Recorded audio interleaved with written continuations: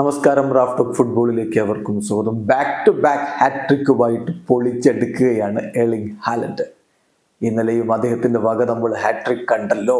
അതിനുശേഷം അദ്ദേഹം പറഞ്ഞിരിക്കുന്ന വാക്കുകളിലേക്ക് നമ്മളൊന്ന് പോവുകയാണ്. അദ്ദേഹം പറയുന്നു 3 മത്സരങ്ങൾ 9 പോയിന്റുകൾ, ഗ്രേറ്റ് സ്റ്റാർട്ടാണ് ടീമിന് ലഭിച്ചിരിക്കുന്നത്. പക്ഷേ അഗെയിൻ ഞങ്ങൾ കൂടുതൽ മുന്നോട്ട് ഭാവിയിലേക്ക് നോക്കുന്നില്ല. കാരണം 70 മത്സരങ്ങൾ പൊട്ടൻഷ്യലി ഈ സീസണിൽ ഇനിയും ബാക്കിയുണ്ട്. സോ നമ്മൾ ഗെയിം ബൈ ഗെയിം ആയിട്ട് കാര്യങ്ങൾ കാണുന്നതായിരിക്കും നന്നാവുക.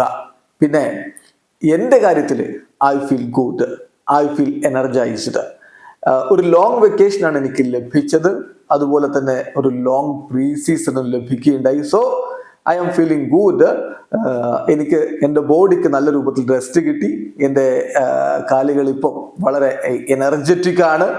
So I feel really good and now and ready for more എന്നാണ് അദ്ദേഹം പറയുന്നത്. സോ അത് വളരെ പ്രധാനപ്പെട്ട ഒരു കാര്യമാണ്. പെപ്പും അത് നേരത്തെ പറഞ്ഞിട്ടുണ്ടായിരുന്നതാണ്. കാരണം യൂറോ കപ്പ് കളിക്കാൻ എർലിംഗ് ഹാലൻഡിന്റെ ടീം ഉണ്ടായിരുന്നില്ല. അപ്പൊ അദ്ദേഹത്തിന് കൂടുതൽ ഒരു വെക്കേഷൻ കിട്ടിയിട്ടുണ്ട്, നന്നായിട്ട് റെസ്റ്റ് കിട്ടിയിട്ടുണ്ട്. അദ്ദേഹത്തിന്റെ ടയർഡ്നെസ് എല്ലാം പൂർണ്ണമായിട്ട് മാറിയിട്ടുണ്ട്.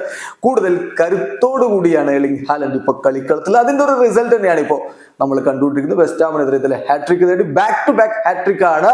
7 ഗോളുകൾ ഓൾറെഡി ഈ സീസണിൽ അദ്ദേഹം നേടിക്കഴിഞ്ഞു എന്ന കാര്യം കൂടി നോക്കുക.